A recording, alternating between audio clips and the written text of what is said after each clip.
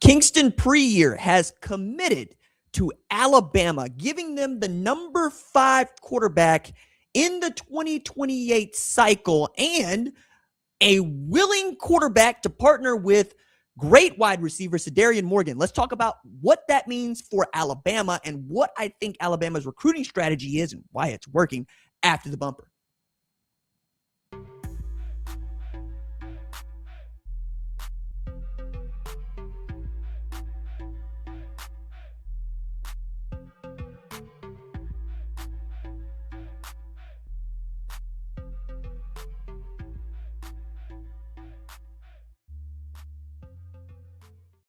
What's up, kinfolk? It's RJ Young. I am not on a step mill. If this is your first time watching Adapt and Respond, thank you for joining us here. We talk college football year-round. If you're into that, consider joining the more than 212,000 subscribers to Adapt and Respond, a college football podcast. You can also catch us on Apple and Spotify. And today on the show, I want to talk about Kingston Preyear, who made it official, committing to the University of Alabama just 7 months after receiving his offer and becoming their second quarterback in the 2028 cycle to choose to hard commit to the Tide. Talk about what I think the strategy is there for quarterbacks in a little bit, but let's not get it twisted. Kingston Preyear is an outstanding quarterback and has a special relationship with Cedarian Morgan, who was pretty damn good when they were playing together at Benjamin Russell in Alexander City, Alabama.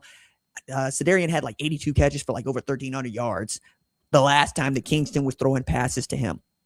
It also allows for Alabama to continue to heavily recruit around not just a quarterback, but a couple of quarterbacks. And I think this is rather interesting as we talk about how high school recruiting has become even more important to some programs than it was before the name, image, and likeness came online. Immediate eligibility became a thing, and guys were getting injunctions or orders to allow them to play football. And now we got the 5 for 5 rule. So one of the things to take into account here, not just for players this year, but for players entering college football, is they no longer have 4 years, but 5 to play.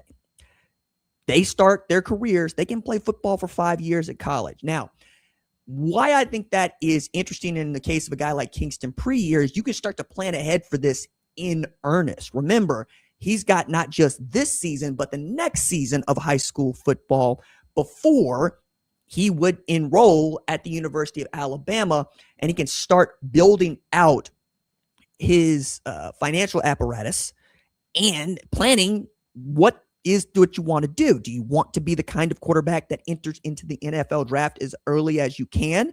Or what I think is more obvious, should you continue to stick with Alabama and wait your turn, even if it takes you to that 5th year to start?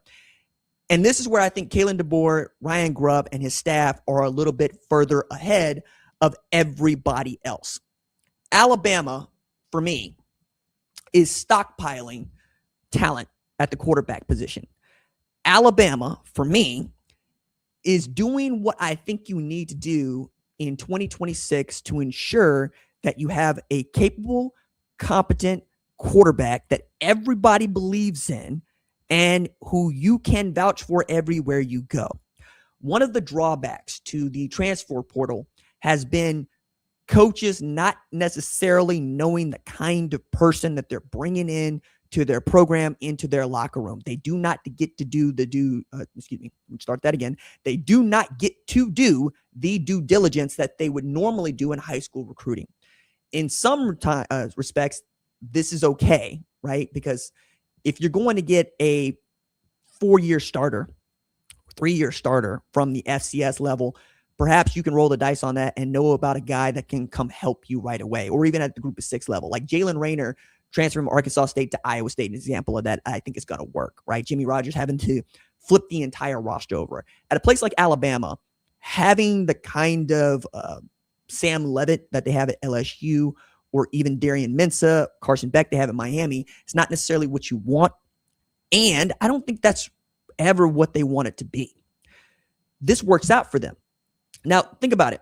When Nick Saban made the transition from being a head coach to being a TV analyst, and Kalen DeBoer decided to take that job, I could list for you the number of quarterbacks that thought they were going to play for Nick Saban, right? Including guys like Dylan Lonergan, right? And I mean, this is after Jalen Milroe won the job, lost job for a game, and then won the job back. Then there's Ty Simpson, right, who waited his turn because he wanted to be a starting quarterback at Alabama.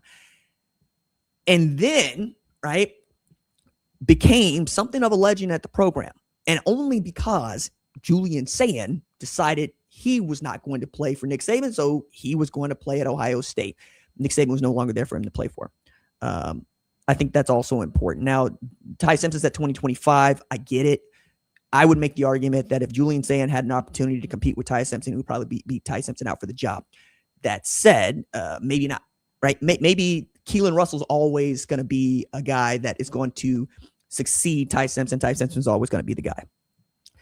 But as I'm looking at their recruiting, you take it back to, 2025. It's going to be, 2025 is going to be the last year I think that Alabama's going to have a recruiting class without two quarterbacks in it. And that was because they were able to get Keelan Russell in the boat, and he looks for all of us like he could be the starting quarterback for the Crimson Tide this season. He's just that good. He's got the goods. But taking a look at Alabama's quarterback recruiting, 2027, they got 5-star Elijah Haven out of Baton Rouge. Looks like the next great quarterback at Alabama for me.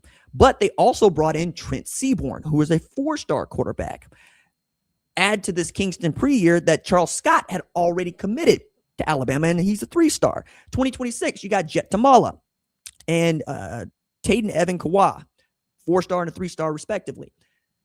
I think this is also to give you a backstop for the guy that is inevitably going to enter the transfer portal, either because he wants to play right away, he doesn't see a way forward, or one guy just separates and is that much better. And you don't want to wait for someone to either lose their form as the starter or get injured as a starter so that you can take the job. Things happen, right? Guys enter the portal. But being able to have this as leverage against, say, a guy that was starting for you is important as well, because now you get to level set, not just with what the expectations are for a guy that's going to play quarterback at a place like Alabama, but how much you're going to pay him. And I think being able to get these guys out of high school and pay them the least amount you're going to be able to pay them for their entire collegiate careers, but also build with them a relationship that feels like one that's got roots that go deep, is even more consequential today than it was in the past, because it's so much harder to build that kind of relationship and loyalty in today's college football than it was in the past.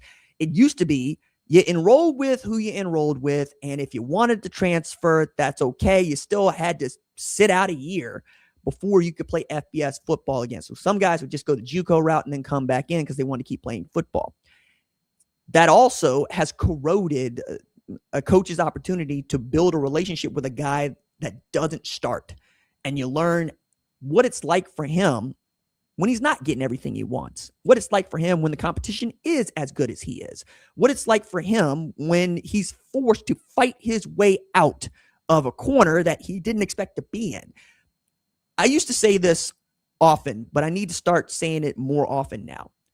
Every single player who gets to commit to a program as good as Alabama, Texas, Ohio State, Oklahoma, Missouri, USC, hell, Cal, Stanford, they are not just the best player at their high school or the best player in their area. They're probably the best player from their space in a generation. It goes like that. It is a tremendously big deal in our communities for a guy to get an Oklahoma offer, an Alabama offer, hell, a Texas Tech offer. These things matter. There are a lot of players that will be playing NIAA football or Division II football or FCS football. And those things are great. And I think that any guy that can earn a scholarship to play football is a great football player. But let's also remember that's how fans, you and me, have come to understand the game as well. It's not as transactional for us as it was or is for some of these players. It's one of the reasons why I believe the NFL will never be able to have the kind of atmosphere that college football will have. It will always be able to get more people in stands because they got bigger stadiums, fewer games, fewer teams. They also have an unprecedented television advantage. However, with college football, generally speaking, you paid money to go to that school, and it is your school forever. You don't get to divorce your diploma, right? You might not like the place where you went to school anymore, but you don't get to divorce it and act like it didn't happen or get it to fade away. You also are probably born into that fandom because your parents went to school there, or your grandparents went to school there, or someone that you know and identify with in your family knows that, and all sports are local. So to grow up in Oklahoma is to grow up to be either an Oklahoma fan, an Oklahoma State fan, or God bless you, a TU fan, or maybe you root for all three, especially if they're not playing against each other, because that's representative of your space and your home. It's another reason why I think Kingston Preyear choosing to commit to Alabama is a great win for the state. You're keeping one of the 5 best quarterbacks in the country in the state and away from Auburn, and you're reuniting him with a player that also produced from the state of Alabama in Cedarian Morgan. Add to this what Ryan Williams is to Alabama. I mean, we know this, but I'm going to say the quiet part out loud. Alabama has been one of the better football states in the country over the last 25 years. I take into account Bo Scarborough, Alabama, TJ Yeldon, Alabama, Julio Jones, Alabama. AJ McCarron, you can go down a list, right? Being able to retain that guy and also raise that guy and get that guy out of high school means more now than it ever had before. And I genuinely believe that you're going to see more programs begin to adopt this 2-quarterback strategy, because what you're coming to understand and find out, it's really hard to go get a good quarterback out of the transfer portal. Even the best quarterback in the transfer portal this year probably is not a first-round draft pick, and that's why he's in the portal. If Sam Leavitt would have been a first-round draft pick in the 2026 NFL draft, he would not be at LSU. Same thing is true at Darian Mensah. Ty Simpson didn't know he was going to be, ended up being exactly that, right? A top 10 draft pick because the Rams thought that much of him, go up and trade to go get him. I didn't think that dude was a first-round talent, but it doesn't matter, right? Brendan Sorsby, before the gambling part, is still not a first-round draft pick, right? That's a great college football quarterback, and you're getting to see the levels to this, especially as, you know, we've seen what happens in college basketball. Some guys just don't translate to the NBA, right? And we're getting to find that out at the quarterback level every single year. And some guys, they take the leap, right? Like Jaden Daniels was a dude that produced absolutely nothing until he got to LSU and all of a sudden became one of the best quarterbacks in a single season of all time. I don't know that you're going to see a whole bunch of that here over the next decade, but I do think you're going to see coaches that are willing to throw their lot in with 1 or 2 players that are coming out of high school that have high value and are highly recruited quarterbacks who are 4 and 5 stars, and say, no, we're getting 2 of these guys because I want to be able to trust this one going to sleep knowing what I got in the morning and not have to worry about whether or not this guy is going to get us into trouble because I don't know something about his character. Really great pickup for Alabama. Excited to see what Kingston Preyear can do when it's his turn to battle, but Alabama's been on a quarterback recruiting roll, and I think we know why now.